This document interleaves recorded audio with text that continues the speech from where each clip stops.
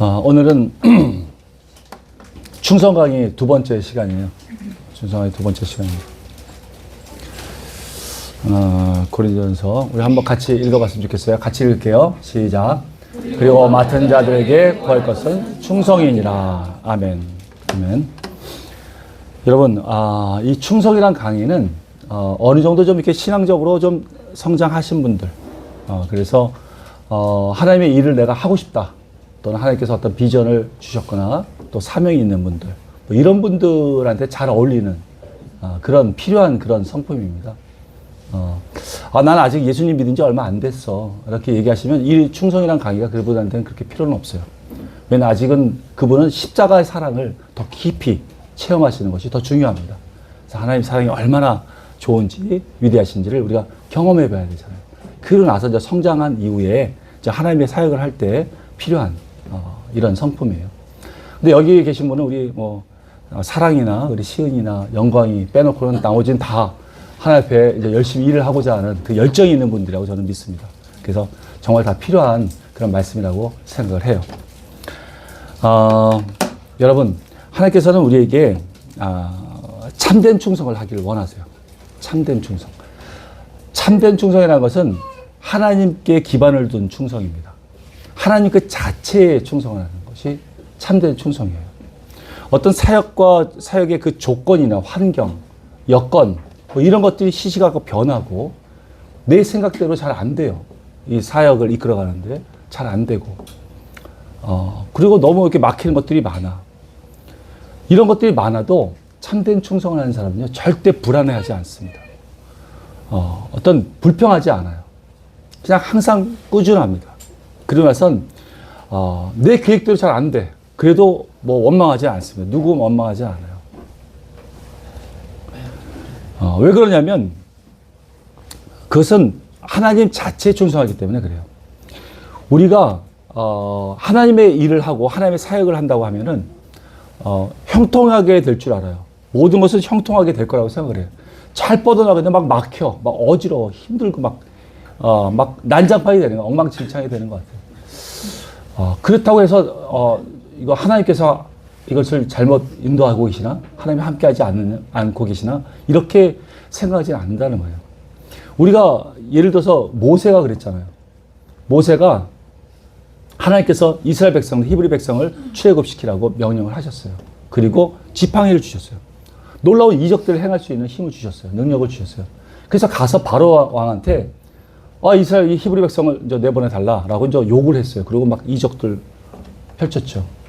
근데 그러면 애굽 왕 바로가 막 움직일 줄 알았어요. 근데 전혀, 오히려 상황은 더 악화됐어요. 그리고 얘네들 게을러서 그렇구나. 저 이제는 너희들 집을 안 줄게. 벽돌 만드는 집을 안 줄 테니까 니네가 마련해서 벽돌을 만들어. 그래서 더 가중시켰어요, 일을. 엉망진창이 된 거예요. 이처럼 상황이 더 나빠질 수 있어요. 얼마든지 나빠질 수 있어요. 그렇지만 참된 충성을 하시는 분들은 그거에 흔들리지 않습니다. 오히려 이런 열악한 환경 가운데서 하나님의 말씀을 어떻게 이루실까? 이게 궁금해져요. 더 궁금해져요. 와, 그래? 이 밑바닥까지 왔어? 그러면 더 이제 하나님께서 이걸 어떻게 이루실까? 나는 도저히 상상할 수가 없는데 하나님이 어떻게 이루실까가 기대가 돼요. 그게 참된 충성하는 사람이에요. 그래서 우리가 조건과 환경에 따라서 내 상황과 여건, 이것이 얼마나 좋으냐에 따라서 충성하는 사람들, 이런 사람이냐 아니면 하나님 그 자체에 충성하는 자, 이런 것을 알려면 여기 지금 말씀드린 것처럼 그 사람 마음에서 나오는 그 태도를 보면 알 수가 있습니다. 내가 하나님을 어떻게 섬기고 있느냐, 이것에 따라서 알 수 있는 것이죠. 여기 우리 거듭난 우리 그리스도인들은 전부 다 하나님 앞에 충성된 자들이 되어야 합니다. 믿으십니까? 아멘. 적어도 우리 IMS 이 헬퍼 토요 모임에 나오시는 분들, 기도해 주시고 또 하나님께서 부르셨을 때 거기에 순종하고 나오신 여러분들 모두는 정말 하나님 앞에 충성된 자라고 저는 믿습니다. 아멘. 이러한 여러분에게 하나님께서 이제 말씀하세요. 너희가 이제는 정말 참된 충성을 하기를 바란다라고 말씀하시죠. 참된 충성이라는 것은 여러분, 우리 이렇게 알 수 있어요. 아버지가 집에 퇴근해서 들어올 때 맛있는 선물도 사오고, 맛있는 음식 사오고, 간식도 사오고, 선물도 사오고, 막 용돈을 아이한테 많이 주니까 아이가 아빠를 좋아해. 그리고 아빠를 막 기다리고 아빠를 막 환영해. 그런 모습이에요. 그런 모습이 우리한테 하나님께서 어떤 사역을 주고 또 사명을 주고 이럴 때 좋아하는 것하고 똑같습니다. 이런 것은 어렸을 때는 그게 가능해요. 이건 어렸을 때는 가능해요. 근데 나이가 먹었는데도 성장했는데도 불구하고 아직도 이 아버지가 주시는 어떤 선물 또는 무슨 어떤 뭐 용돈 주는 거 뭐 이런 걸 계속 바라고 쳐다보고 있다면 그거는 성숙지 못한 것이죠. 아주 심각한 거예요. 그러면 안 되는 거죠. 이것처럼 우리는 하나님 아버지께서 우리에게 정말 좋은 것 주시려는 분이시라는 걸 우리는 믿어야 됩니다. 하나님은 우리를 너무나도 사랑하세요. 그 사랑을 확증하셨잖아요. 자기 생명을 내어주셨잖아요. 근데 더 이상 우리가 바랄 게 뭐가 있어요? 그러니까 우리는 그 하나님을 믿고 그분을 붙잡으면 돼요. 그리고 그분과 친밀함에 집중하면 되는 것입니다. 근데 반대로 거짓된 충성은 무엇입니까? 어떤 충성이 거짓된 충성일까요? 그것은 의무감에서 하는 것입니다. 두려움의 기반으로 하는 충성이 그런 거짓된 충성이에요. 그리고 보상을 바라고 하는 것이 거짓된 충성입니다. 그런데 회사에서도 마찬가지예요, 여러분. 회사에 들어가게 되면 우리가 충성된 마음을 가지고 들어가요. 그리고 회사 그 자체, 그리고 뭐 어떤 조직이나 또는 그 리더의 의도를 우리가 잘 파악해야 되죠. 그래서 그 회사 전체의 그 스피릿을 공유해야 돼요. 그리고 나서 회사에서 일을 하게 되면 회사의 기쁨이 내 기쁨이 됩니다. 회사의 기쁨이 내 기쁨이 돼요. 그래서 전혀 회사 규칙 같은 게 필요가 없어요. 9시에 출근하라고 하면 9시 나오기 힘들지가 않아요. 8시에 출근할 수 있습니다. 전혀 그런 것이 문제가 되지 않아요. 아무런 걸림이 되지 않아요. 그런데 내 안에 그런 충성심이 없고 보상을 바라고 있으면 그게 힘들어요, 여러분. 제가 그 전에 예수님 믿기 전에 제가 젊었을 때 직장을 다녔는데 그때는 패션 회사에 다녔어요. 패션 회사에 아주 유명한 패션 회사에 다녔어요. 거기에 대리점 관리를 하고 있었어요. 근데 아침에 출근해서 보면 거기에 9시에 출근이라고 한다면 8시에 나오는 친구가 있어요. 항상 8시 이전에 나오는 친구. 그리고 앉아갖고 성경을 읽어. 격리과에 있었던 친구인데 성경을 그렇게 읽어. 저는 그때 예수님 믿지 않았고 엄청 핍박했어요. 야, 남자가 뭘 성경을 읽고 이러고 있냐. 그래서 막 너 여자야? 막 괴롭혔어요. 근데 지금 보니까 믿음이 아주 되게 좋은 사람이에요. 아침에 성경을 읽고 그리고 아침에 내가 어떤 업무를 할 거를 다 준비해요. 준비해서 그리고 시작을 합니다. 그러니까 여러분 직장을 선택할 때 돈 많이 준다고 선택해서는 안 되는 거예요. 그 스피릿을 봐야 돼요. 회사의 스피릿을 봐야 돼요. 그리고 내 마음이 하나가 되어야 돼요. 그때 우리는 정말 참된 충성을 배울 수가 있어요. 근데 그러지 않으면 거짓된 충성만 배워요. 우리가 온전한 충성을 배우지 못하게 되는 것입니다. 마음이 없는 그런 사람들은요, 그 충성된 마음이 없는 사람들은 일에 대한 애정이 없습니다. 그런 사람들은 9시에 출근하라고 하면 정말 그 사람들 출근하는 모습을 보면요, 정말 개 끌려다니듯이 그렇게 출근합니다. 소가 도서장 가듯이 그렇게 가요. 그냥 힘들어요. 아침에 버스에 내려갖고 그냥 막 뜁니다. 그 직장에 들어가기 위해서. 왜? 9시 전에 들어가야 돼요. 안 들어가면 저기 넘으면 3번째 가면 고가에 반영되잖아. 그러니까 그 두려움에 뛰는 거예요. 그래가지고 그냥 옛날에 출근 체크기가 있었어요. 출근 체크기가. 딱 체크해요. 그러면 8시 59분 58초. 그러고 그래서 흐뭇한 거지. 자기는 시간 관리 잘한다 이거지. 그러고 출근해. 여러분 그런 충성이 그런 사람 참된 충성을 배우지 못하는 거예요. 정말 그런 충성은 두려움의 기반이 된 충성입니다. 그리고 리더에게 야단을 맞을까봐 하는 거예요. 그리고 목구멍이 포도청이라고 정말 월급 받기 위해서 그렇게 하는 것입니다. 그러니까 그런 평생 참된 충성을 배우지 못하고 그렇게 다니는 거예요. 한마디로 비참한 것이죠, 여러분. 그러면 충성된 자는 어떤 자입니까, 여러분? 자기를 자랑하지 않아요. 충성된 자는. 자기의 리더를 자랑합니다. 그것이 곧 하나님을 자랑하는 거예요, 여러분. 리더에게 충성되는 것은요, 하나님 앞에 충성되는 것을 의미합니다. 우리가 눈에 보이지 않는 그 하나님 앞에 내가 충성한다고 하면서 눈에 보이는 그 리더에게 충성하지 못한다면 그건 충성이 아닙니다. 성경에서도 그렇게 나오잖아요. 그렇죠? 요한일서에 보면 눈에 보이는 형제를 사랑하지 못하면서 어떻게 보이지 않는 하나님 앞에 충성할 수 있느냐? 그럴 수 없다라고 얘기합니다. 여러분. 그러면 이렇게 반문할 거예요. 아, 리더가 리더다워야지 충성을 하죠. 잘 섬기죠. 저 사람은 예수님도 믿지 않아요. 그리고 아주 의사결정도 이상하게 합니다. 그리고 뭐 술 먹고 그러면 아주 뭐 꽐라대고 아주 이상한 사람이에요. 그러니까 어떻게 내가 충성을 할 수 있습니까? 이렇게 반문하는 사람이 있을 수 있어요. 정말 예수님 잘 믿으면 내가 충성할 수 있습니다. 이렇게 반문하겠죠. 과연 그럴까요? 요셉이 그러지 않았잖아요, 여러분. 요셉은 여러분 보디발한테 끌려갔잖아요. 보디발의 종으로 끌려갔어요. 근데 처음부터 가정 총무를 시켜줬나요? 아니요. 처음에 종이니까 혹독하게 일을 시켰을 거예요, 아마. 그런데 그는 굉장히 열심히 일했습니다.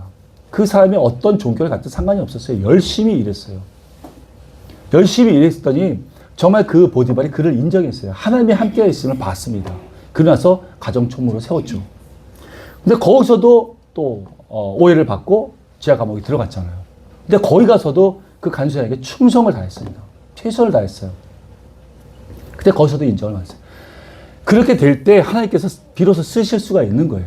그래서 애굽의 총리로 세워주셨고, 그리고 바로 왕이 뭐 예수님 믿는 사람, 하나님 믿는 사람 아니었잖아요. 그러니까 난 못 믿어. 저 사람 섬길 수가 없어. 이렇게 하지 않았어요. 그 바로 왕을 잘 섬겼습니다. 그럴 때 하나님이 그 요셉을 통해서 놀라운 일을 행하셨잖아요. 이스라엘 그 형제들 다 구원할 수 있게 해주셨고, 그걸 아주 암탉이 그 알을 품듯이 아주 그 이스라엘 백성이 완전하게 나올 수 있도록 보호하셨잖아요. 그러니까 그 일을 하실 수 있게 된 것입니다. 이렇게 리더에게 충성하는 것이 곧 하나님께 충성하는 그런 자가 된다는 것입니다. 믿으십니까? 아멘. 근데 불충성한 자는 어떻습니까, 여러분? 불충성한 자는 특징 세 가지가 있어요. 세 가지 있는데, 첫 번째는 상간의 명예를 더럽힙니다. 그리고 그 상간의 명예를 뺏어요. 자기가 가로채요. 대표적으로 압살롬을 우리가 볼 수가 있어요. 압살롬이가 다윗에게 반역하기로 작정을 한 이후에 그는 그 다음부터 성문에 가서 왕이 재판해야 될 것을 자기가 재판해 줬어요. 다른 핑계를 대면서. 그리고 나서 재판을 받았던 그 백성들이 고맙다고 절을 하면요, 함께 고개 숙여서 손을 잡고 이렇게 세워줬어요. 그 손에 입을 맞춰줬습니다. 이게 얼마나 파격적입니까? 왕자인데 말이죠. 그래서 그 이스라엘 백성들 마음을 다 뺏었어요. 왕이 받아야 할 그 명예와 왕이 받아야 할 그 이스라엘 백성의 마음을 본인이 다 그냥 중간에서 가로챈 거예요. 정말 우리는 어떤 사람이에요? 우리 어떤 사람입니까? 정말 우리가 리더가 받아야 할 그 명예를 내가 중간에서 가로채는 사람입니까? 아니면 리더가 받아야 할 그 명예를 가로챈 사람한테 속아서 그 사람에게 충성하는 사람입니까? 여러분, 우리는 깨어 있어야 돼요. 우리 영적으로 깨어 있지 않으면 우리도 이런 실수를 할 수가 있어요. 우리도 하나님께서 우리에게 베푸신 은혜가 얼마나 큽니까? 참 놀라운 이적들, 놀라운 기적들 우리에게 수없이 많이 역사해 주셨어요. 근데 어떨 때는 내가 깨어 있지 않으면 이것이 내가 잘나서 받은 것처럼 생각해요. 내가 잘나서 이거 이루어진 것처럼 생각을 합니다. 내가 믿음이 좋아서, 내가 하나님 앞에 잘했기 때문에 이렇게 오해를 해요. 아니에요, 여러분. 그냥 하나님이 하신 거예요. 오직 하나님께만 영광을 돌릴 수 있어야 돼요. 그래서 우리는 늘 깨어 있어야 하는 것입니다. 믿으십니까? 아멘. 불충성한 자의 두 번째 특징은요, 여러분, 상관과 직원 사이를 이간질시킵니다. 분열하게 만들어요. 오해하게 만듭니다. 그래서 서로 감정 상하게 만들고요. 서로의 그 의사소통이 안 되도록 담을 쌓게 만들어요. 이렇게 이간질을 하게 만듭니다. 그래서 결국은 일이 되지 않게 만들어요. 불충한 사람은 일이 안 돼요. 충성한 것은 일과 관계가 되어 있어요. 충성한 자는 일이 됩니다. 근데 불충한 것은 일이 안 돼요. 다 와해시켜버립니다. 그 부하 직원이 다 떠나게 만들어요. 그리고 본인도 나중에 떠나요. 이 조직이 완전히 와해돼요. 여러분 혹시 뻐꾸기에 대해서 아세요? 뻐꾸기? 뻐꾸기 어떤 존재인지? 뻐꾸기는 남의 둥지에다 알을 낳아요. 탕날을 해요. 참, 난 그거 보고 난 놀랬어요. 참 정말 웃기죠? 하나님이 자연만물을 통해서 다 보여주시는 것 같아. 그 뻐꾸기는 다른 그 둥지에다 알을 낳는데 그 알이 더 커요. 그 알보다. 근데도 미련하게 그 새는 지 알인 줄 알아. 그래서 열심히 품어요. 열심히 품어. 그 이제 나중에 이 새끼가 나오는데 어미보다 더 커. 알이. 근데 나왔어. 눈도 아직 못 떴어요. 근데 제일 먼저 하는 게 뭐냐면 그 옆에 있던 알들을 다 발로 쳐서 밀어냅니다. 둥지 밖으로 다 떨어져서 밀어내요. 심지어 부화됐던 그 새끼도 발로 차서 다 밀어냅니다. 그래서 혼자 남아요. 혼자 남으니까 그 알이, 그 어미가 이게 새끼 하나밖에 안 남았으니까 너무 귀한 거야. 그래서 계속 먹을 거 갖다 줍니다. 그러니까 막 살이 이렇게 쪄갖고 어미가 요만한데 새끼는 이만해. 계속 먹어요. 그래서 나중에 어떻게 돼요? 그 애기, 저기 뻐꾸기 새끼가, 나를 이렇게 이게 잘 먹여주니까 그 부모를 내가 죽을 때까지 공양하겠다 그러지 않아요. 그냥 바로 날아가버립니다. 그냥 떠나버려요. 내가 하도 이게 재밌어갖고 이 영상을 제가 하나 준비해봤어. 잠깐 한번 볼까요? 아, 참. 이 머리에 털도 안 나온 뻐꾸기 놈이 아직 세상 구경도 못한 친구들을 둥지 밖으로 전부 밀어버리는데요. 사실 뻐꾸기는 생존을 위한 몇 가지 특성이 있는데, 먼저 자신의 알을 다른 새의 둥지에 낳습니다. 개똥 같은 소리냐 할 수 있는데, 다른 새의 둥지에 있는 부모 새가 자기 새끼인 줄 알고 대신 키우도록 만드는 전략인데, 이걸 다른 새들이 지 새끼 알인 남의 새끼 건 구분을 못한다는 거 안전하겠네. 이게 끝이 아니고 뻐꾸기의 알에 부화 속도가 빨라서 다른 새보다 더 빨리 부화한 다음에 주변에 있는 알이나 새끼들을 전부 둥지 밖으로 밀어버립니다. 그리고는 양엄마의 먹이를 혼자 붙여내고, 아이고 남의 새끼까지 지었네. 이거 완전 사탄의 자식이라 생각할 수 있는데, 뻐꾸기 엄마는 육아 스트레스 없어서 개꿀. 네, 개꿀. 네. 이래요. 진짜 이게 참, 이런 자연 만물을 통해서 하나님이 우리에게 가르쳐 줄 게 참 많은 것 같아요. 근데 충성된 자는 이렇게 안 합니다. 언제든지 상관과 부하 직원이 마음이 하나가 될 수 있도록 다리를 놔줘요. 연결시켜 줍니다. 자기를 희생하더라도 연결이 되게 해요. 그래서 결국은 일이 이루어지게 만듭니다. 이게 충성자의 특징이에요. 세 번째 그 불충한 자의 특징은 자기를 주장합니다. 리더의 의도가 중요한 게 아니라 자기를 주장해요. 그래서 리더 앞에서 리더가 이제 그 부하 직원에게 얘기를 하죠. 이렇게 하자 얘기하면 그 자리에서 네 이렇게 듣습니다. 그러나 한쪽 귀를 흘려요. 왜? 자기 주장이 꽉 차 있어요.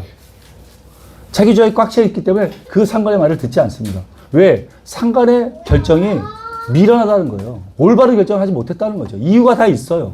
이유가 다 있어요. 그래서 그 사람 말을 듣지 않습니다. 자기 생각이 더 옳다는 거예요.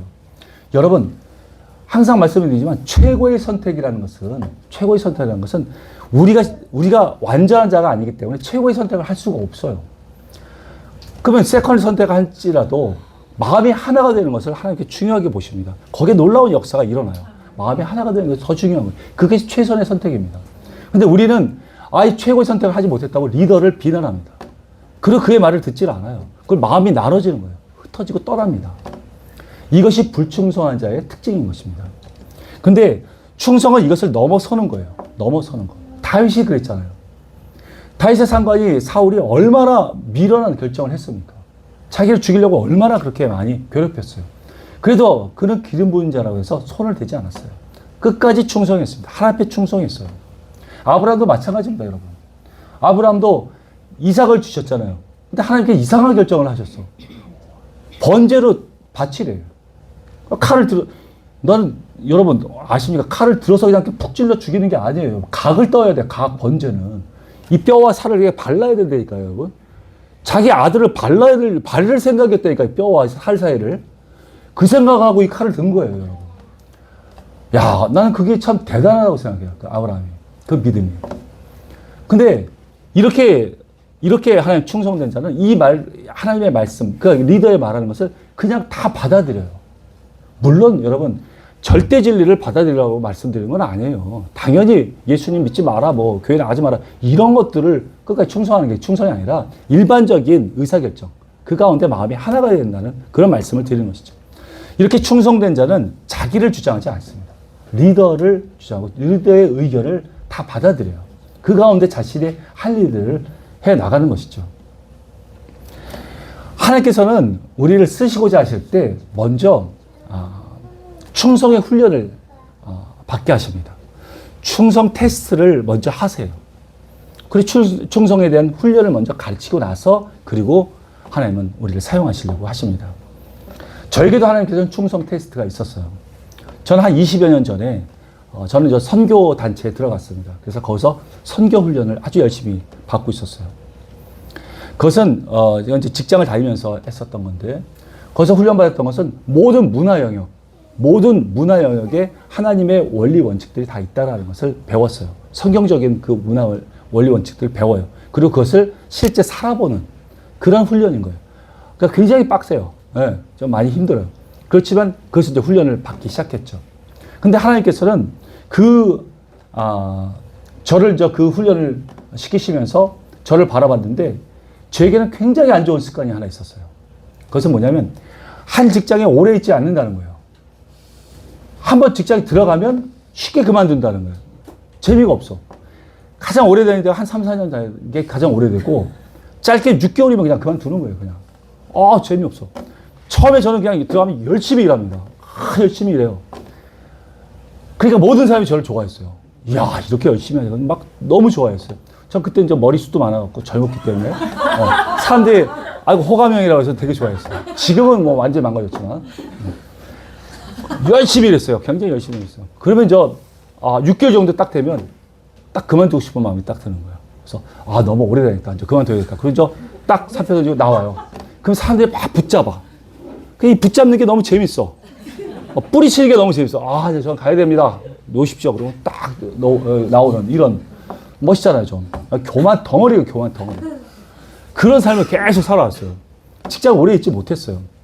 제가 제 장사를 젊었을 때 한 7년을 했었는데, 7년을 하면서도 거기다가 직원을 두고 저는 다른 직장을 4군데나 다녔어요. 4군데나. 다니다가 또 그만두고, 이쪽 가서 다니고 또 그만두고. 이렇게. 한 군데 오래 있지 못하는 거예요. 근데 이게 하나님께서 쓰실 때는 아주 치명적인 약점입니다. 치명적인 약점이에요. 하나님 쓰실 수가 없는 거예요. 그래서 하나님께서 이것을 이제 다루시려고 작정을 하셨어요. 이 성교 훈련을 받으면서 이 충성의 훈련을 따로 받게 된 거죠. 개인적으로.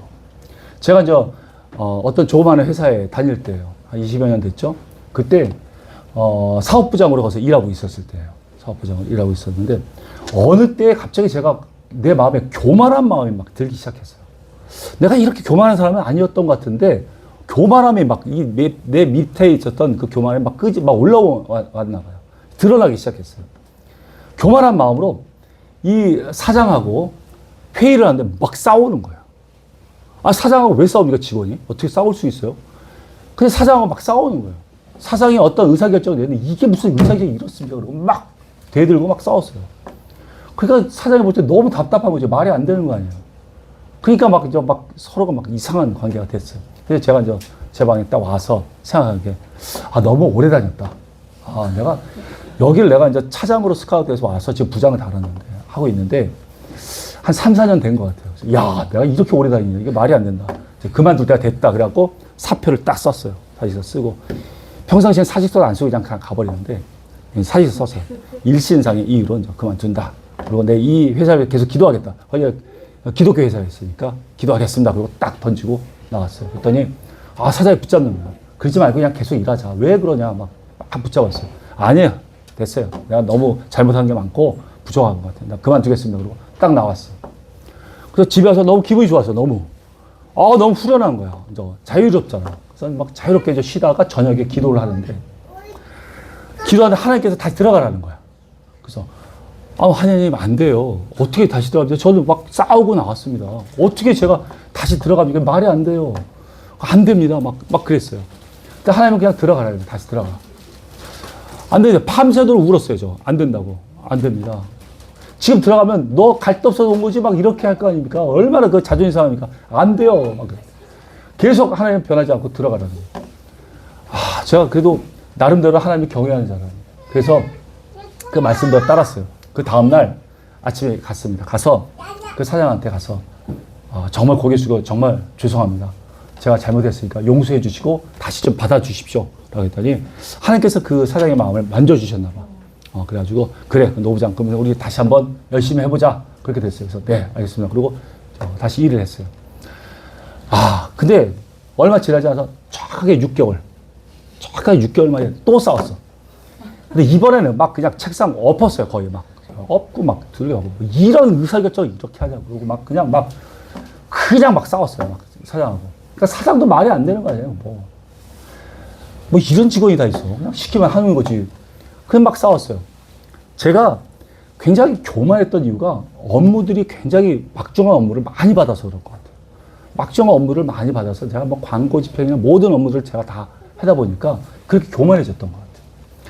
근데 이제 막 그렇게 싸우다 보니까 이제 아유 진짜 이제 그만두긴 해야 되는데 그만둘 수가 없잖아. 나가면 하나님께 혼나니까. 그래서 하는 얘기가 그러면 자르면 되잖아. 마음에 안 들면 잘러 막 그랬어요. 소리 질렀어. 자르시면 되잖아요. 자르시면 되잖아. 잘러 막 그랬어요. 그래서 잘렸어. 그래가지고 마음이 너무 좋은 거야. 하나님 앞에 떳떳하자. 내가 그만둔 게 아니잖아. 잘린 거잖아 나는. 그래서 기분 좋게 그냥 왔어요. 그래서 편히 쉬었어. 그 다음날 주일이야. 편히 쉬고 주일날 근데 저녁에 기도를 하는데 하나님께서 또 들어가라는 거야.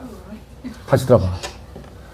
하나님 이번에 막 책상 뒤에 엎고 나왔습니다. 사장님 이거 들어갈 수가 없습니다. 이건 말이 안 됩니다. 다시 들어가. 이번에 무릎을 꿇고 용서를 빌어라. 하나님 안 됩니다. 전 죽는 게 낫습니다. 하나님 안 됩니다. 근데도 하나님은 변함이 없으세요. 그냥 다시 들어가. 무릎 꿇고 사과해. 용서를 빌어. 계속 말씀하시는 거예요. 이건 용서받을 수 있는 그런 관계가 아니에요. 이미 다투고 나와서 완전히 뒤지고 엎고 나왔어요. 그리고 잘린 거잖아요. 근데 하나님은 계속 그렇게 얘기하시는 거예요. 제가 어떻게 이렇게 했어요? 저 월요일날 갔어요. 다시 또 갔어요. 회사 가갖고. 갔더니 조회를 하고 있는 거야. 조회했는데 한 60여 명 직원들 데려다가 그 사장이 노부장 잘랐어. 노부장 그만뒀어. 그러니까 우리끼리 좀 잘해보자. 내가 진두지휘 할 테니까 우리 파이팅 하자. 잘해봅시다. 막 이렇게 이제 막 파이팅하고 외치고 있었어. 저는 그 말 듣고 사장실에 가서 무릎 꿇고 있었어요. 그 사장이 탁 나오더니 문 딱 열었는데 깜짝 놀라는 거야. 내가 거기 무릎 꿇고 있으니까. 이제 놀라는 거야. 그때 이제 제가 울면서 그 사장한테 부탁을 했어요. 잘못했습니다. 용서해 주세요. 다시 저를 좀 채용해 주십시오라고 또 막 간곡하게 부탁했어요. 이건 용서받을 일이 아니에요. 이건 완전히 엉망진창이 됐었는데. 근데 하나님이 그 마음을 또 바꾸셨어. 그 사장의 마음을.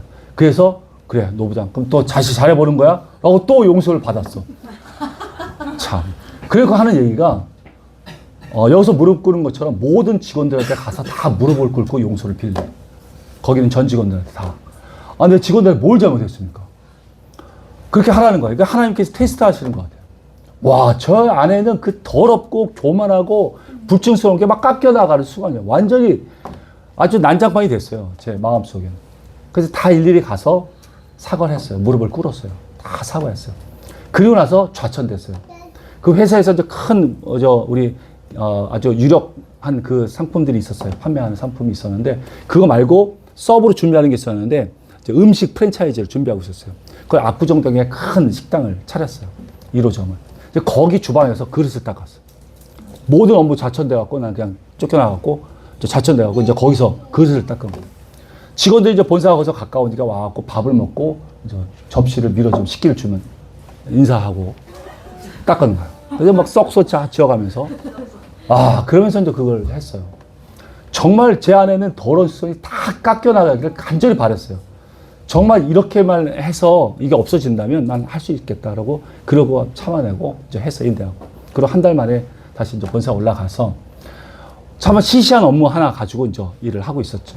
저는 아침에 출근하면 제 방에서 기도를 너무 뜨겁게 했어요. 정말 이 안에는 이 더러운 마음, 불충성된 마음, 교만함을 없애달라고 하나님께 얼마나 부르짖었는지 몰라요. 그 아침마다 그렇게 부르짖었어요. 이제 아침에 이제 나오면 직원들이 그래요. 아니, 어디서 이렇게 박수 소리가 크게 납니까? 막 그래요. 뭐 부흥이 납니까? 왜 박수 소리가 나요? 제가 얼굴을 그렇게 때린 거예요. 발 때렸어요. 죄송합니다. 얼굴을 그렇게 때렸어요. 근데 이 안에 있는 이 더러운 것이 없어지기를 간절히 바라면서 막 때렸어요. 수없이. 어떤 직원들은 저를 보면서, 부장님 얼굴이 요즘 좋습니다. 징징 뿜은 거예요. 부었는데 막 이렇게 좋다는 거예요. 그 나름대로 그렇게 열심히 하나님 앞에 매달렸어요. 과연 없어졌을까요, 여러분? 왜 아닐 것 같아요? 6개월 만에 또 싸웠어. 이게 무슨 이런 의사결정 이렇게 하면, 그러고 막 책상 들고 막 엎어버리고 막 입으로 치고받고 싸웠어요. 엄청나게 싸웠어 또. 그 이제 사장이 이제 견디지 못해요. 나가! 막 소리 지르고, 저는 못 나가! 나가면 죽으니까. 못 나가! 나 이렇게 자르면 난 부당해고를 고용부에 신고할 거야. 못 나가! 막 소리 지르고. 막 그렇게 싸웠어요. 그러다가 이제 제 방에 왔는데, 제 자신을 보니까 너무 처참한 거예요. 너무 비참한 거예요. 정말 뭐 이런 내 안에 있는 이 성품이 아주 질려버렸어요. 이 더러운 성품 가운데 질려버렸어요. 이 더러운 성품이 이 죄악이 없어지기를 정말 간절히 원하는데 이 간절함은 이 그냥 일반적인 간절함이 아니에요. 여러분. 정말 생명을 건 간절함이에요. 내가 죽든지 없어지든지 둘 중에 하나. 제 모습 보니까 이 시궁창 가장 더러운 시궁창에 내 얼굴 쳐박고 쥐새끼 왔다 갔다 하는 그 얼굴에 쳐박고 비비고 있는 그런 내 모습이었어요. 너무 비참했어요. 정말 이것을 없애고자 하는 그 간절함이 생명을 걸고 싶을 정도로 그렇게 간절했어요. 그때 하나님께서 은혜를 베푸신 거예요. 저한테 진심으로 회개하시더라고요. 진심으로 회개를 하게끔 만드셨어요. 내가 얼마나 이 회사의 사장한테 정말 죄를 지었고 이 회사에 얼마나 내가 이 죄를 지었는지 정말 이 사장한테 죄를 지은 것이 하나님 앞에 얼마나 패역한 죄를 지었는지 이 부하 직원들한테 얼마나 내가 못하고 죄악을 저질렀는지를 깨닫게 됐어요. 정말 저는 너무나도 못된 사람이었고 나쁜 사람이었고 말도 안 되는 그런 사탄의 아주 더러운 그것을 아주 이 안에 가득했다는 것을 깨닫게 됐어요. 진심으로 회개가 터졌어요. 진심으로 회개가 터졌어요. 그러고 나서 그 회개를 가지고 그 사장을 찾아갔어요. 그리고 고백을 했어요. 그러니까 하나님께서 그 사장의 마음에 네 회개가 진심이라는 걸 알려주셨죠. 그 다음에 나와서 이제 그 다음부터 일을 시작하는데 여러분, 와 정말 충성스럽게 일을 했어요. 저는 그냥 최선을 다해서 일을 했는데 이게 세상 기준에 사람 기준의 최선이 아니라 하나님 보시기에 최선의 충성을 다했습니다. 그 사장이 어떤 의사결정을 하면 그것은 곧 하나님의 말씀이에요. 이 말씀을 이루는 것이 제 책임인 거예요. 발로 일하는 게 있을 수가 없어요. 그냥 어떠한 의사결정인데 부족한 의사결정을 해도 나머지 부분을 제가 그냥 모르게 채워요. 그냥 모르게 채워. 그래서 그 결정이 완벽해지게 만드는 게 기뻐. 너무 즐거워. 내 위에 우산이 있다는 것이 얼마나 행복하고 안전한 것인지 깨달았어요. 내 위에 우산이 있다는 것이. 내 위에 하나님이 계시다는 것이 얼마나 안전한 것인지를 내가 깨달은 거예요. 사탄은 그렇지 않잖아요. 지가 머리가 되려고 하잖아요. 이 교만함 다 사탄에게서 나온 거잖아요. 근데 그렇지 않다는 것을 깨닫게 됐어요. 하나님, 내 위에 하나님 계시고, 내 위에 리더가 있다는 것. 그것이 얼마나 안전한 걸 깨달았죠. 그 다음부터, 내가 이제 일을 하는데, 모든 그 업무는 복귀됐어요. 모든 그 중요한 업무가 다 다시 회복됐어요. 그 다음부터 일을 하는데, 너무 즐거워요. 너무 행복해요. 직원들도 너무 저를 좋아했어요. 참 그렇게 즐겁게 직장 생활을 했어요. 그 사장도 저를 너무 좋아하고. 근데 그게 힘들지가 않아요. 너무 즐거워. 모든 일을 해나가는 게 너무 재밌어. 그렇게 했어요. 근데 어느 정도 시간이 지나니까 하나님께서 이제 이 충성 테스트가 됐다고 생각을 하셨어요. 그리고 저를 가장 부드러운 방법으로 그 회사를 그만두게 하셨어요. 그리고 지지난주에 말씀드린 것처럼 하나님 이 회파된 영역으로 저를 보내주십시오라고 막 부르시셨더니 제가 제일 싫어하는 음식점으로 저를 보내셔갖고 거기서 이제 막 할 수 있었죠. 옛날 같았으면요 그 1년 동안 아주 헤맬 때 만약에 이 충성 테스트가 없었으면 저는 한두 달이면 다 때려 부시고 그냥 끝냅니다. 뭐 이런 게 다 있어. 그리고 다 끝내고 나가요. 근데 이 충성 테스트를 받은다니까 저는 그냥 죽어도 할 거예요. 그냥 죽더라도 여기서 죽겠다라는 마음으로 그냥 시작을 했어요. 그러니까 하나님께서 역사하신 걸 눈으로 보잖아요. 하나님 그 기적을 일으키는 것을 내 눈으로 보게 됐다니까요. 근데 우리는 이 과정을 힘들어요. 이 과정을 떠나요. 이걸 끝까지 가지를 않았기 때문에 하나님의 역사가 일어나는 걸 못 보고 갑니다. 그 역사가 일어나는 건 길어요, 좀.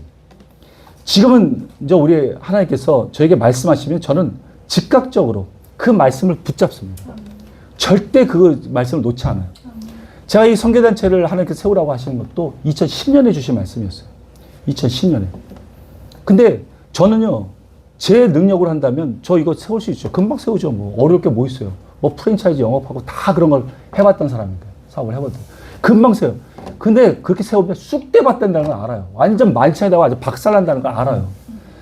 그러니까 하나님의 때를 계속 기다렸어요. 하나님께서 하실 때를. 그랬더니 12년이 지나서 2022년에 이제 IMS를 하나님께서 세우셨어요. 지금은 기대가 돼요. 지금 이렇게 작게 시작을 하지만 하나님 과연 이것을 어떻게 이루실까? 제 힘으로 하지 않으니까, 안 하니까, 하나님께서 하시면, 과연 요 조그맣게 시작된, 아주 요렇게 시작했던 이 성전 대체를 과연 하나님께서 어떻게 쓰실까가 궁금해져요. 기대가 됩니다. 그러니까 어떤 어려움이 오면 올수록 그 가운데서 어떻게 하나님이 쓰실까, 어떻게 이 말씀을 이루실까가 궁금해요.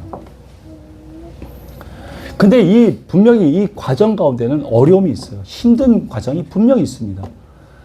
근데 그 힘든 과정을 우리가 견디질 못해요. 그리고 자꾸 떠납니다. 그러니까 하나님은 우리 가운데 비전을 주시고 함께 그 비전을 성장시켜 가고 있는데, 그래서 하나님의 때에 뭐 요셉처럼 다윗처럼 그 때가 있잖아요. 그때 그 비전을 이루려고 하시는데 그 중간을 참지를 못하는 거예요. 그래서 떠나잖아요. 그러니까 하나님은 이루질 못해요. 보통 사람들은 그러면 내가 떠나면 다른 사람이 와서 이 일을 하면 되지 않습니까? 아니에요. 그건 하나님의 섭리를 몰라서 그런 거예요. 그 사람이 떠나는 순간 그 비전은 완전히 다 없어지는 거예요. 여러분. 완전히 없어져요. 그 사람을, 그 비전을 이루기 위해서 함께 하나님이 한 시간들이 얼마나 깁니까? 내 인격을 다뤄가시고 내 성품을 다뤄가세요. 그 주변 상황도 모든 상황을 맞게 만들어가고 계시는 중이었어요. 내가 없었다고 그 사람, 다른 사람 세우면 그 사람이 하나님과 어떤 관계에 있어서, 지금까지 어떤 관계에 있어서 그 일을 할 수 있을까? 못해요. 그 비전을 못해요. 그 비전도 없어지는 거예요. 그냥 완전히. 근데 지금까지 수많은 사람들이 그냥 말씀 받았다고 했다가 안 이루어지고 힘든 거 보고 다 내려오고 떠나요. 그래서 계속 늦춰지는 거예요. 하나님의 비전은. 계속 늦춰지는 거예요. 또 다른 사람을 기다려야 돼요. 그 처음부터 다시 시작해. 그러니까 하나님이 이 재림하시는 게 점점 늦어지는 거 아닙니까? 이제는 하나님께서 여러분에게 비전을 주셨으면 끝까지 계셨으면 좋겠어요. 아주 눈에 볼 때까지, 손에 만진 바 될 때까지 여러분 끝까지 계셔야 됩니다. 이번에 우리가 사역 나가는 것도 하나님께서 말씀을 주셨어요. 그들을 가서 위로하라고. 데살로니가 후서 2장 16절, 17절 말씀 주셨어요.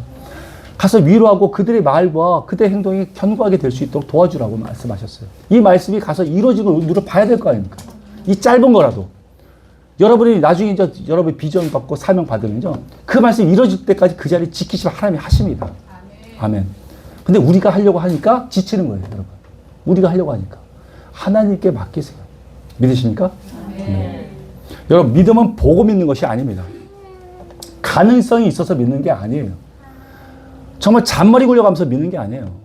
갈 바를 알지 못하고 그냥 쫓아가는 것이 믿음이에요, 여러분. 아브라함이 그랬잖아요. 갈 바를 알지 못하고 갔잖아요. 정말 그대 믿음의 우리 조상이 됐지만.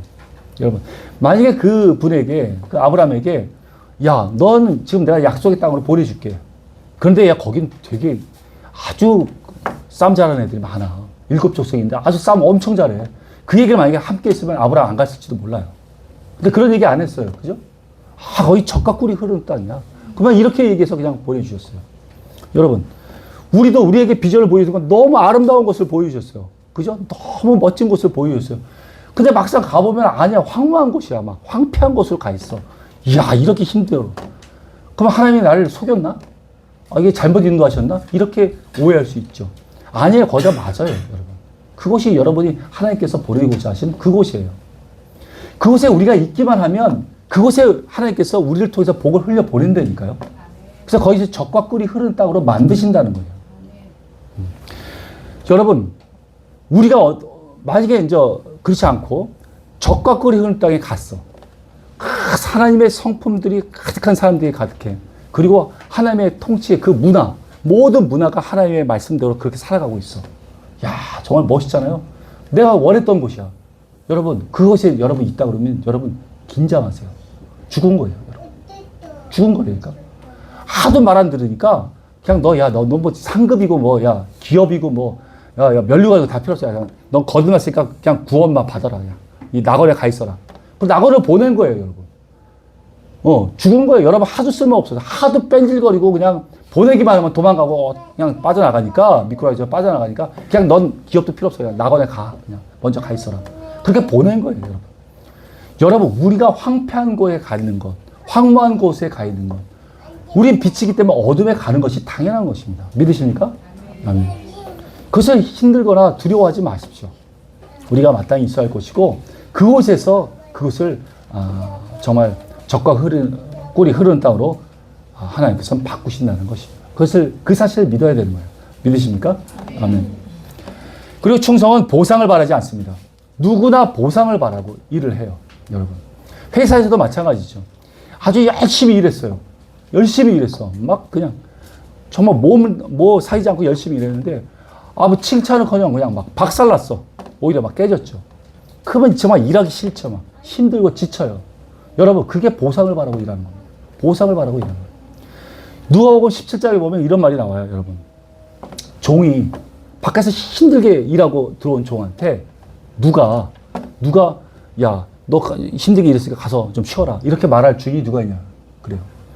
너 와서 밥상 차려. 그리고 내가 밥 먹는 동안 너 시중 들어. 그리고 나서 너 가서 쉬어. 이렇게 얘기한다는 거예요. 종한테. 그때 종이 뭐라 그래요? 나는 무익한 종입니다라고 고백한다는 거예요. 이게 충성된 종입니다.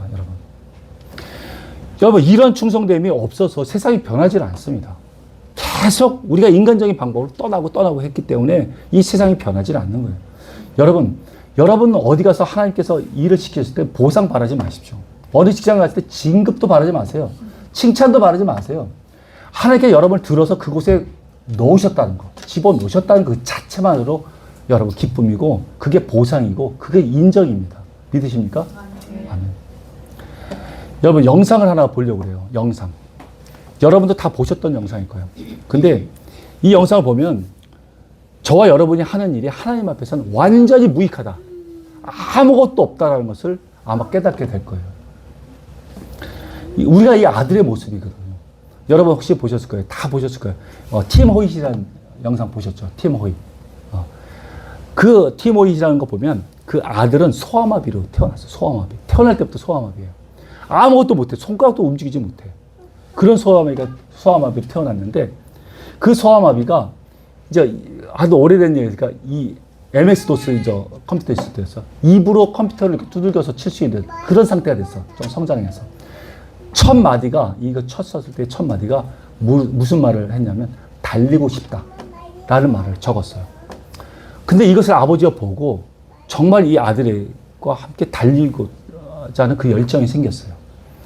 근데 아버지가 한 번도 운동을 해본 적이 없는 사람이에요. 근데 이 아들을 위해서 시작했어요. 마라톤을 하기 시작했어요. 수없이 많이 중도에 포기하게 됐죠. 왜? 뛰어본 적이 없으니까. 근데 결국은 마라톤을 완수했어요.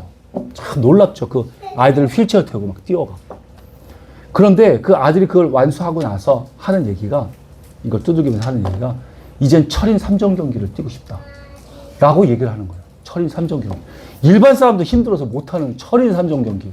여러분 얼마나 어려운지 아시면 철인 3종 경기. 수영이 여러분 3.9km를 수영해요. 3.9km. 자전거로 180km를 가야 돼요. 여기서 속초예요. 속초. 그리고 내리자마자 다시 마라톤을 42.195km를 뛰어야 돼요. 이게 철인 3종 경기예요. 쉬지 않고. 근데 그 아버지 아들을 데리고 그렇게 해야 돼요. 이게 말이 됩니까? 근데 그걸 하자고 하는 거예요. 그런데 아버지가 해요. 이 아들의 열정이 아버지를 움직이게 한 것이죠. 한번 잠깐 볼게요. 이 뭐지?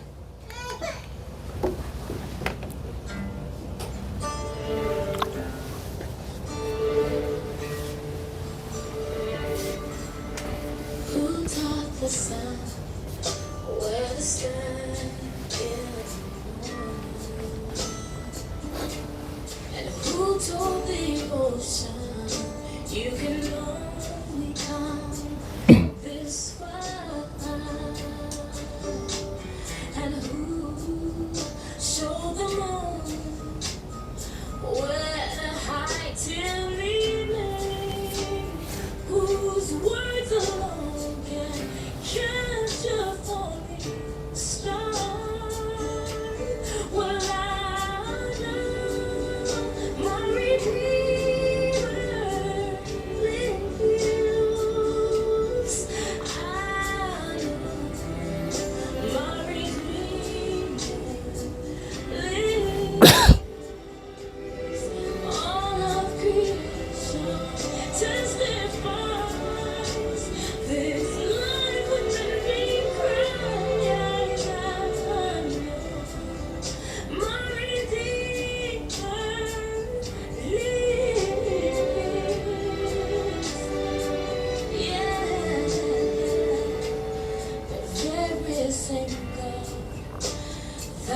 there's things in more that runs to the weary, the worn and the weak,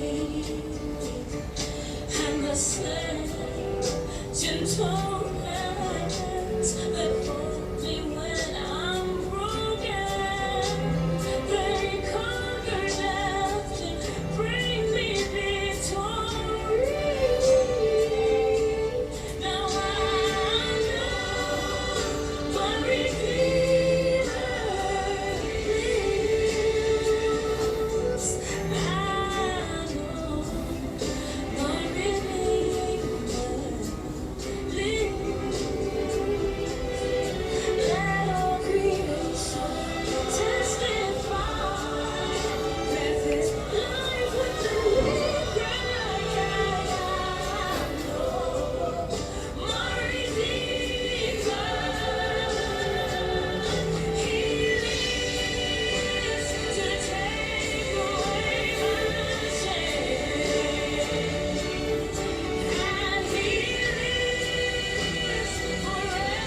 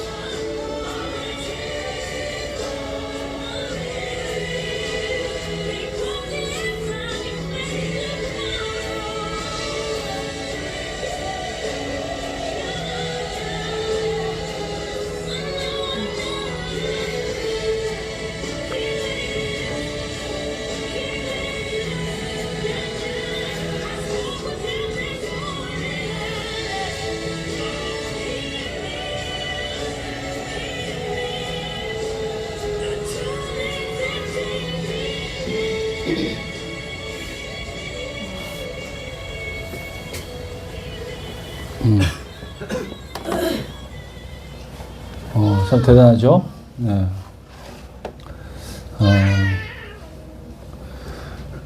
이 아버지는 2021년 3월에 81세 나이로 소천을 했어요. 그리고 2년 정도 지난 다음에 2023년 아들은 61세 나이로 죽었습니다. 그는 보스턴 대학에서 이 컴퓨터 공학으로 학위를 받았어요. 좀 대단하죠. 이들은 팀 호이라는 이름으로 해서 1977년부터 2016년까지 40년 동안 1130개 대회에 나가서 완주를 다 했습니다.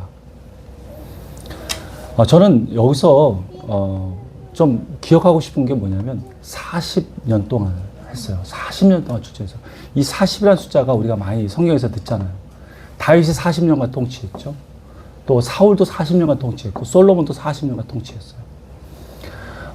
그리고 모세가 40년 동안 세상에서 모든 학술을 배웠어요. 40년 전 미디안 광에서 그는 또 훈련을 받았어요. 그리고 이스라엘 백성들은 40년 동안 광야에 있었어요. 이 40이라는 숫자는 우리 인간의 인생의 완전수예요. 이 세상의 완전수입니다. 이 40이라는 숫자 동안에 저는 이분이 계속해서 그 아들에게 그 모든 것을 쏟아부는 아버지, 하나님 아버지라는 그 마음이 들었어요. 우리 인생 가운데 하나님은 그렇게 우리 모든 것을 하나님께 주의 능력으로 모든 걸 행하고 계세요. 이것을 예표로 보여주신 것 같아요. 이들을 통해서. 모든 것을 하나님이 하셨어요. 이 아들이 한 것은 아무것도 없습니다. 이 아들이 그렇다고 해서 이가 뭘 했습니까? 정말 아무 힘이 없다는 거라고 자기가 인정되니까 그냥 휠체어에서 잤나요? 아니요. 그는 자지 않았어요. 먼 산 바라봤나요? 아니요. 먼 산 바라보지도 않았어요. 끝까지 그 사람은 열정을 가지고 화이팅을 외쳤어요. 아들은. 그 화이팅과 그 열정이 이 아버지를 움직이게 한 거예요. 그래서 끝까지 할 수 있었어요. 그 아버지는 수영도 할 줄 모르는 사람이었고 그 자전거도 6살 때 이후에 타보지도 않았던 사람이에요. 근데 철인 3종 경기에서 마라톤으로 2시간 40분대를 낼 수 있다는 게 여러분 말이 됩니까? 이 휠체어를 밀면서 혼자 하기도 힘든 거를 자전거로 해서 180km를 사람을 태우고 간다는 건데 철인 중에 철인이죠. 이건 아버지 같은 하나님 같은 그 마음이 드는 거예요. 우리가 이 아들하고 똑같아요. 우리의 힘은 아무것도 안 돼요. 여러분은 어때요? 만약에 하나님하고 여러분하고 같이 어떤 사역을 하고 사명을 같이 하자고 이 비전을 같이 이루어 가자고 얘기할 때 여러분 하나님께서 모든 것을 하시는 것을 내가 아니까 그럼 나는 좀 쉬어도 천천히 해도 되지. 하나님이 알아서 하시니까 이렇게 수동적으로 움직이는 사람입니까? 아니요, 하나님이 모든 능력을 하시니까 저야 뭐 좀 쉬어도 되죠. 이렇게 하십니까? 하나님의 열정이 너무 크잖아요. 그러니까 저는 그냥 숨기세요. 이렇게 그냥 대충 하십니까? 아니면 내가 할게요. 그래서 그 휠체어에서 내려와서 자기가 막 뛰려고 그러고 자기가 수영하려고 그러고 이렇게 하면 여러분 더 엉망됩니다. 경기는 더 엉망돼요. 막 완전 만취장 되는 거죠. 그가 여러분이 할 수 있는 것은요. 여러분 하나님이 하실 수 있도록 내 부족함을 인정하고요. 하나님 앞에 그 화이팅을 외치는 거예요. 그 열정을 불어넣는 거예요. 믿으십니까? 이것이 바로 합력하여 선을 이룬다는 그런 말씀인 것입니다. 여기서 아들이 그 얘기를 해요.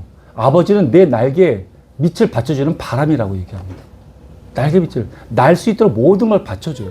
이 바람이 없으면 날지 못합니다. 그 고백이 전 너무 아름다워요. 하나님이 혼자서 모든 것을 하실 수 있는 분이에요. 근데 나에게 비전을 심어주시고 같이 하신 다음에 우리가 같이 했다고 얘기해요. 너하고 나하고 같이 했다고 얘기합니다. 제가 한 건 아무것도 없는데 이 아들이 한 게 뭐 있어요? 우리 한 것도 아무것도 없는데 같이 했다고 말씀해 주세요. 참 이 말씀이 얼마나 감사한지 몰라요. 아버지는 얘기하죠. 거꾸로. 네가 아니었으면 나 애초에 하지도 않았다. 아까 비전 말씀드렸죠. 이 비전은요. 여러분이 아니면 그 비전을 안 한다니까. 없어진다니까요. 여러분. 여러분에게 주신 그 비전 사명은요. 얼마나 소중하면요. 그거 아니면 다른 사람이 대체하지 않아요. 없어지는 거예요. 여러분. 그 비전은. 여러분이 아니면 하질 않습니다. 하나님께서는. 믿으십니까? 아멘. 결론은 이거예요. 여러분. 한번 같이 읽어볼게요. 시작. 내가 죽도록 충성하라. 그리하면 내가 생명의 관을 내게 주리라. 내가 가지고 있는 전문성, 그리고 내가 가지고 있는 실력이나 내 비전, 내 달란트, 이거 다 내려놓으시고 하나님 한 분께만 충성하기로 결단하시기 바랍니다. 그것이 참된 충성이에요. 그러면 어떤 결과가 나오더라도 하나님과 함께 기뻐할 수 있어요. 함께 즐거워할 수 있어요.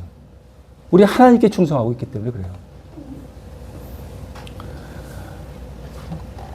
그러면 내게 주신 어떤 비전, 이 비전을 하나님께서 이루어갈 수 있도록 우리는 기도할 수 있습니다. 하나님의 뜻대로 이 비전을 이루어가십시오. 그리고 하나님 앞에 간절히 기도할 수 있어요. 어떻게 인도하시든 간에 나는 그것을 인정하고, 그리고 기대합니다. 그리고 따라갈 수 있습니다. 라고 우리가 말할 수 있어요. 이게 아닌데, 이게 없어요. 하나님 온전히 순종하면 그런 것이 없습니다. 믿으십니까? 아멘. 여러분은 하나님의 칼입니다. 칼. 하나님의 도구예요. 믿으십니까? 이 칼은요, 날카롭게 갈아져야 돼요. 날카롭게 갈려야 돼요. 하나님이 우리를 칼로 여기시고 열심히 가세요. 아주 날카로운 칼로 갈고 계세요. 그래서 옆구리가 좀 따가울 수 있어. 하도 갈리니까 뜨거워. 이쪽도 뜨겁고, 양쪽이. 막 갈리니까. 그렇지만 날카로운 칼이 되면요, 하나님께서 그 칼을 들고 휘둘렀을 때 원수의 목이 그냥 잘려지고 박살나는 것을 우리가 볼 수 있잖아요. 근데 하나님께서 이 칼을 딱 들어서 막 휘둘렀어. 휘둘렀는데 원수가 죽어야 되는데 안 죽어. 그냥 그 자리에 가만히 서 있는 거야. 알고 보니까 이 칼이 무뎌. 안 잘라진 거야. 그러면 이 휘둘리는 하나님도 민망하고, 이 칼이 나도 민망하고, 죽지 않은 원수도 민망해. 서로가 민망한 거야. 서로가 민망해. 여러분, 그렇게 돼서는 안 되잖아요. 그죠? 여러분, 날카롭게 갈려요. 좀 아프더라도 참고 기다렸다가 날카로운 칼이 돼서 한 번 휘둘렀을 때 원수의 모가지가 잘라지고 그 원수의 나라가 완전 박살나는 거. 그걸 한번 우리가 봐야 될 거 아닙니까? 여러분. 끝까지 하나님 앞에 충성할 때, 끝까지 그 충성할 때 하나님이 역사하시는 걸 보시라니까. 하나님 휘두르는 걸 보세요.